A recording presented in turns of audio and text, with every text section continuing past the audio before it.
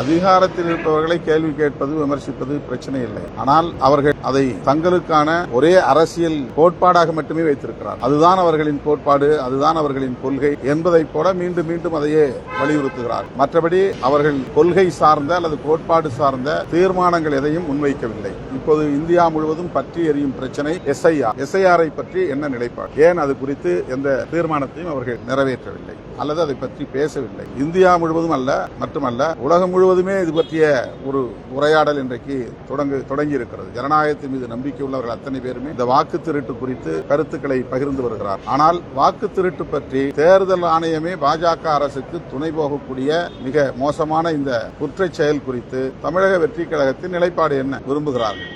எதுவும் சொல்லவில்லை. அதை விட வேற என்ன பெரிய பிரச்சனை இன்றைக்கு பேச வேண்டிய பிரச்சனை இருக்கிறது? பேசவில்லை. அதே போல இன்றைக்கு அவர்கள் கொண்டு வந்திருக்கிற இந்த 3 சட்டங்கள், கொடிய சட்டங்கள், ஜனநாயகத்தை சிதைக்கும் சட்டங்கள், அரசமைப்பு சட்டத்தை சிதைக்கும் சட்டங்கள், இந்த சட்டங்கள் குறித்து தமிழக வெற்றி கழகத்தின் நிலைப்பாடு என்ன? ஏன் கருத்து எதுவும் சொல்லவில்லை? ஆணவ கொலைகளுக்கான தடுப்பு சட்டம் வேண்டும் என்று சொல்லுகிறோம். தென் மாவட்டங்களில் ஆணவ கொலைகள் அதிகரித்திருக்கின்றன. அந்த மண்ணில் நின்று கொண்டு ஆணவ கொலைகள் கூடாது என்று சொல்ல என்ன தயக்கம்? ஆணவ கொலைகள் குறித்து கருத்து ஏதும் சொல்லவில்லை. ஏனென்றால் கருத்தியல் சார்ந்து இன்னும் அவர்கள் விவாதிப்பதற்கே தயாராக இல்லை. ஆட்சி அதிகாரத்தில் இருப்பவர்களை விமர்சிக்க கூடாது என்று நாம் சொல்லவில்லை. அதிகாரத்தின் மீது இருக்கிற வெறி திமுக மீதான வெறுப்பாக மாறுகிறது, அவ்வளவுதானே தவிர கொள்கை சார்ந்த விமர்சனங்களாக இல்லை.